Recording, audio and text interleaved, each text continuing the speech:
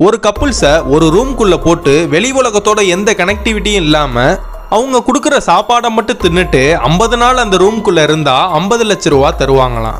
அந்த ரூம்குள்ள அந்த 50 நாளும் எந்த வேலையும் செய்ய வேணாம், சும்மா இருந்தா மட்டும் போதும். அந்த 50 நாள் இருந்து கம்ப்ளீட் பண்ணிட்டா இவங்க 2 பேருக்கும் 50 லட்சம் ரூபா. இவங்க 2 பேரு அந்த போட்டிக்குன்னா சம்மதிச்சுட்டு அந்த ரூம்குள்ள வராங்க. இவங்க அந்த நாட்களெல்லாம் கடந்து போறதுக்காக அந்த ரூம்குள்ளேயே சின்ன சின்ன விளையாட்டுனா விளையாண்டுட்டு இருக்காங்க. நாட்களும் நல்லா கடந்து போயிட்டே இருக்கு. இவங்க 2 பேருக்கு சின்ன சின்ன சண்டை வந்தாலும் இவங்க 2 பேர் பேசி சமாதானம் ஆயிக்கிறாங்க.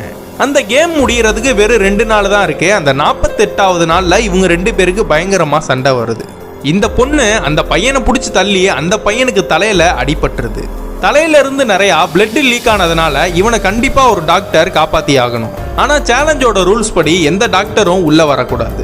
தன்னோட உயிரை காப்பாத்திக்கிறதுக்காக அங்க உள்ள ரெட் கலர் எமர்ஜென்சி பட்டனை பிரஸ் பண்ணி அந்த சேலஞ்சை முழுசா முடிக்காம 48வது நாள் அந்த போட்டியில இருந்து வெளியேறான். கடைசியா அந்த பொண்ணு மட்டும் அந்த ரூம்ல இருக்கா. இன்னும் 2 நாள் தான் இருக்கு அந்த சேலஞ்சை கம்ப்ளீட் பண்ண. இவளுக்கு தனிமையா இருக்க பிடிக்காம அந்த போட்டியில இருந்து இவளும் வெளியேறிடுறா. கடைசியில இவங்க 2 பேருமே முழுசா அந்த சேலஞ்சை கம்ப்ளீட் பண்ணாம வெளியேறிடுறாங்க.